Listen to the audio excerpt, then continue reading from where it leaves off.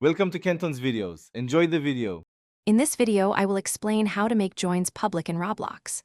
Open Roblox Studio and pick the place you want to modify, then check the server script service for join handling. Enable public access flags on the relevant model and set permissions to allow guest or authenticated players. Test in play solo, private, and online modes to confirm behavior. Iterate on security rules and use messaging for join notifications. Start by organizing your game hierarchy and naming join points consistently for clarity. Add a server script that checks player eligibility before granting public access and logs joins to server storage for recovery. Use remote events to notify clients about available public joins and show UI prompts.